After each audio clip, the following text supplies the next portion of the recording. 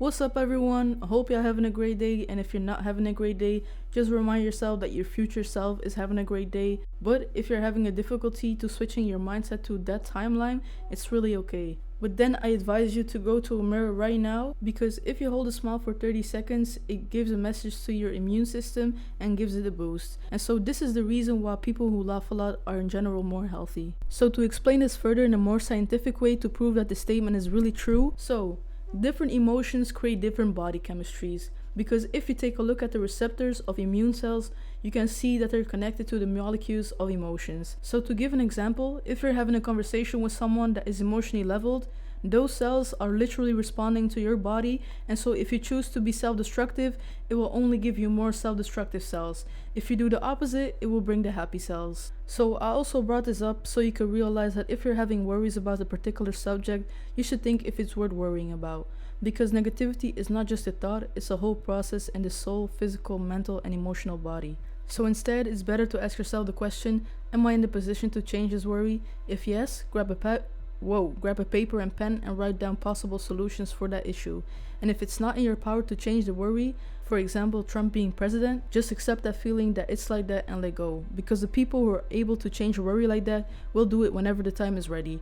So it's really not necessary or helpful for you to keep on worrying about that. So with that being said, let's go through the 5 stages of healing. So we have grief/denial, anger, negotiation, depression, and acceptance. And so if you're going through your first big life crisis and you're able to fulfill these steps, life will only get easier over time.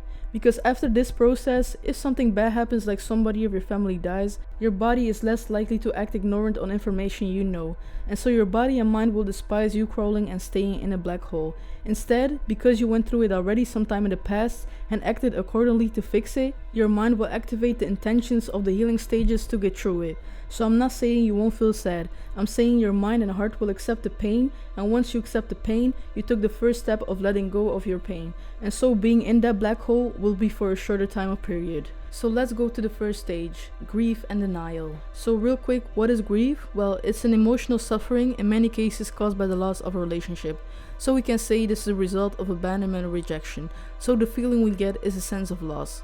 So before you can learn to accept your grief, you will probably start to deny your losses. So you will think something like, this is not happening to me. In all these stages, acceptance is crucial. So please don't blame yourself if you are in the stage of healing, because all humans have this defense mechanism in order to cope with painful experiences. So now I'll give away a couple of tips on how to deal with grief. First and most important, you gotta acknowledge your pain. Trying to ignore your pain or keep it from surfacing will only make it worse in the long run, and that can even bring up infections in the body, depression, etc. So it's really necessary to face it and actively deal with it. And so you can do that through journaling, so writing how you feel. Doing this daily will have significant impact, I can confirm that. Mindfulness meditation, if you don't know what that is, there are a lot of YouTube videos that can help you do it. I'll probably make a video about that too in the future, but yeah, if you need it now, I advise you to Google that real quick or send me on my email or Instagram. Next one is, you gotta realize feeling sad, frightened, or lonely is a normal reaction to loss. And so crying doesn't mean you're a weak person. Crying means you have feelings that are valid. So you shouldn't feel like you need to protect your family or friends by putting on a Superman suit who has apparently no feelings, but instead you should do the opposite. If you show your true feelings, you will help not only yourself but also your environment.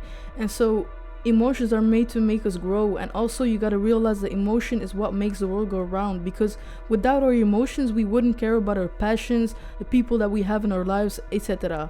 So the next one is, you shouldn't put pressure on yourself to get through it quickly, because your mind, your body, your heart will feel when you're ready to go to the next stage. So you just need to let everything flow freely and it will fall into place like it should. And so believing in yourself is also a key to going through this stage, because if you believe that you will get through it, if you believe that you're worth of much better, if you believe that it will fall into place when the time is right, when everything is healed, then it will be, trust me. So summarized, meditate, write down how you feel, have faith in yourself, have faith in your future, have faith that you deserve better, because it will be okay. So also, if you feel sad or just any type of negativity, just tell yourself it's okay to feel like this, because it's okay, bro. You're not a robot, you feel me? So just try to accept that and take a couple of breaths, because deep breathing exercises can also help to get rid of negativity and toxics in the body. So with that being said, do that shit, man. So in the healing process, you have 4 different types of levels, you could say. And so I think I'm gonna do them separately because at this very moment, I'm tired. So, sorry. So yeah, see y'all tomorrow. Phew.